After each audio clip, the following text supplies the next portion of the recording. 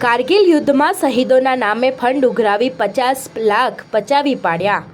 24 વર્ષ બાદ નોંધાઈ ફરિયાદ।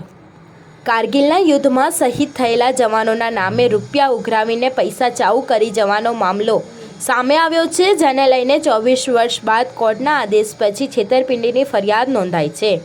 પોલીસે પાટણ, મહેસાણા અને બનાસકાંઠા જિલ્લાના મેડિકલ એસોસિએશનના 7 લોકો સામે તપાસ શરૂ કરી છે। મળતી માહિતી મુજબ 1999માં કારગિલના યુદ્ધ વખતે શહીદ થયેલા ભારતીય સૈનિકો માટે north zone the federation of Gujarat state chemistry and drug એસોસિએશનને લોકો તથા વેપારીઓ પાસેથી પૈસા એકઠા કર્યા હતા। તે સમયે લોકોએ શહીદો માટે છૂટા હાથે દાન કર્યું હતું।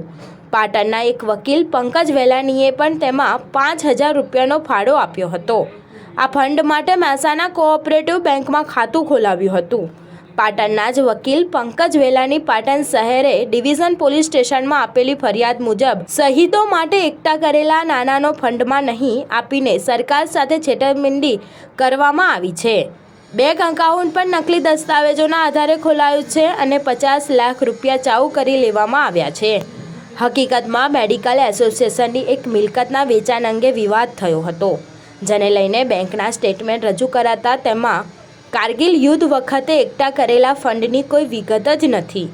એવામાં આ ફંડમાં સામે આવ્યું છે મોટું કૌભાંડ। કોર્ટમાં અરજી કરવામાં આવી હતી। આ પહેલાં પણ પંકજ વેલાણીએ કોર્ટમાં ફરિયાદ કરી હતી, જોકે તેમની પાસે દસ્તાવેજો પુરાવા ન હોવાથી નીચલી કોર્ટે આક્ષેપ ફગાવી દીધા હતા।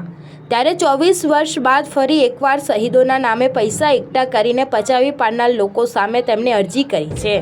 સ્ટાર ન્યૂઝ 7 હંમેશા સચ્ચાઈની સાથે।